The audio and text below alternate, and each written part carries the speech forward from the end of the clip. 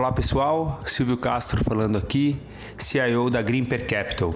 Esse é o nosso segundo podcast. E para essa conversa de hoje nós temos 3 objetivos.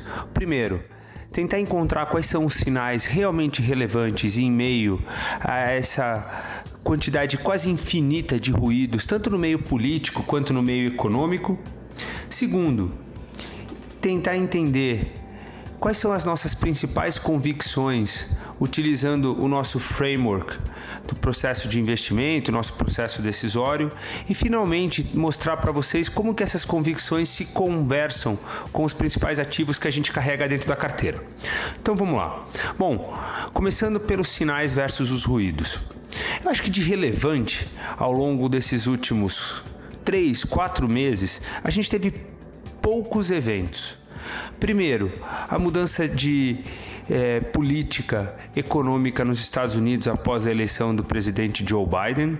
É inegável que os Estados Unidos muda de uma política de corte de impostos, especialmente para as empresas, mas também para as faixas de renda mais elevadas da população, para um modelo de tentativa de redistribuição de renda.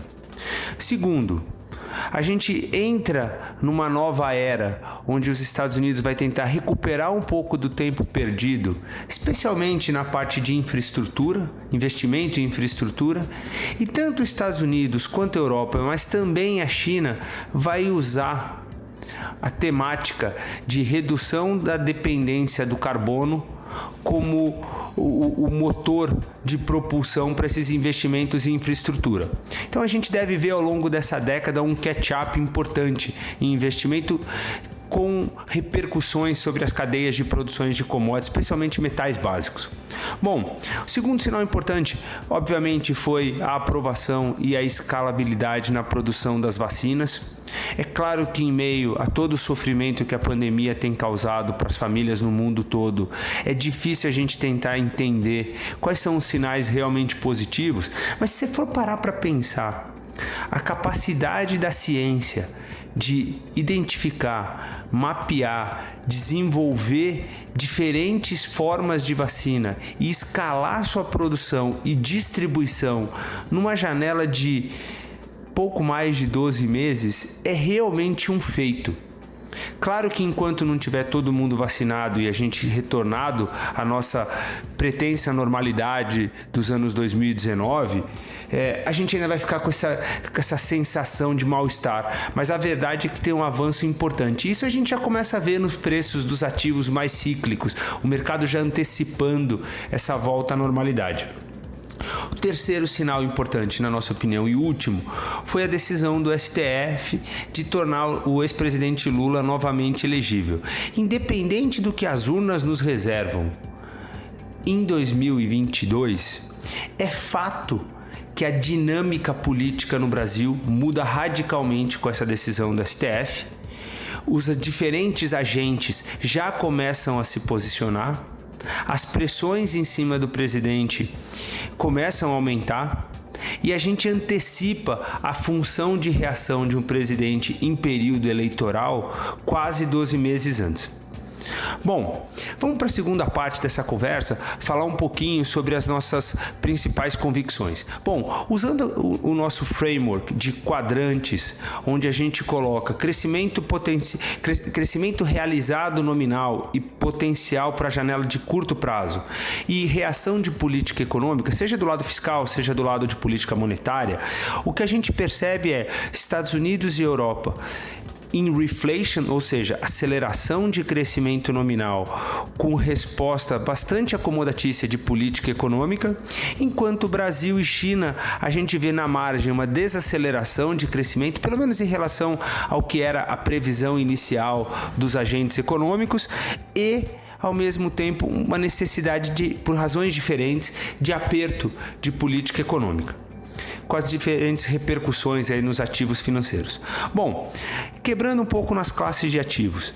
Então, em bolsa, a gente continua bastante otimista com Bolsa Estados Unidos. É claro que a gente vem trabalhando o tamanho das posições, mas dentro de Bolsa Estados Unidos, a gente gosta dos setores mais cíclicos, então leia-se aí energia, finanças, o setor de materiais básicos, o setor industrial, o varejo. E a gente é um pouco menos otimista com consumo não discricionário, utilities, que são setores que tendem a se comportar um pouco mais como se fosse uma renda fixa, ou pelo menos em termos relativos a esses setores mais cíclicos, são setores definitivamente mais defensivos. Bom, a gente também gosta de bolsa japonesa. Essa combinação dos esforços feitos no Japão para tornar mais competitiva a sua indústria, ao mesmo tempo que a moeda se enfraqueceu praticamente 6% esse ano, e você ainda tem o BOJ pelo menos disposto a dar suporte para o TOPIX, faz com que a bolsa japonesa pareça ser um ponto interessante de alocação de capital na Ásia, que hoje vem sofrendo um pouco com esse quadrante de desaceleração que a gente está vendo na China. Bom, vamos passar para o Brasil. Na bolsa brasileira, a gente tem optado por uma posição um pouco mais concentrada em exportadoras, mas a gente vem gradualmente aumentando a posição em ativos que devem se beneficiar da reabertura. Claro que quando a gente olha a aceleração nos casos de Covid, nas médias móveis de 7 dias, dá aquela sensação que a gente nunca vai passar por esse pior da crise. Mas o fato é que a gente vai, e esses setores, eles parecem realmente muito baratos. Se a gente colocar numa perspectiva de mais alguns meses para frente, onde essas empresas vão voltar a gerar uma receita importante. Então, leia-se aí, a gente está colocando alguma coisa na margem em industrials no Brasil e alguma coisa na margem em varejo também. Bom, vamos falar um pouquinho de juros. A gente capturou algumas oportunidades interessantes no mês passado, comprados em inflação. Diminuímos a posição, assim como a posição tomada em juros nos Estados Unidos. Tanto num caso quanto no outro, a gente vê esse segundo trimestre como sendo um trimestre de bastante pressão inflacionária, seja pelo efeito base, seja pela quantidade de estímulos que continuam sendo jogados na economia. Agora, numa janela mais longa, é difícil dizer se a gente de fato caminha para uma estrutura inflacionária de médio e longo prazo, caso que a gente não viu na última década, especialmente nos Estados Unidos e na Europa, ou se é realmente uma bolha inflacionária de curto prazo. O fato é, pelo sim, pelo não, a gente vem carregando posições mais tomadas na curva de juros e a gente deve manter essas posições ao longo do mês de abril também. Vamos falar de commodities, que é uma outra proteção inflacionária interessante. A gente tem uma combinação que a gente praticamente não viu em nenhum momento aí nos últimos 9, 10 anos, que é uma reaceleração econômica importante, pegando as cadeias de distribuição relativamente desprevenidas, com estoques muito baixos de commodities e por razões diferentes, seja pela pandemia, seja por razões climáticas, seja por decisões como a da OPEC, com uma oferta relativamente limitada. Ou seja, para nós, essa puxada que a gente viu no preço das commodities é algo que permanece com a gente por mais um tempo. Então a gente tem hoje posições tanto em commodities agrícolas quanto em metais básicos, diretamente na commodity, mas também em produtores, no mercado local, também no mercado internacional.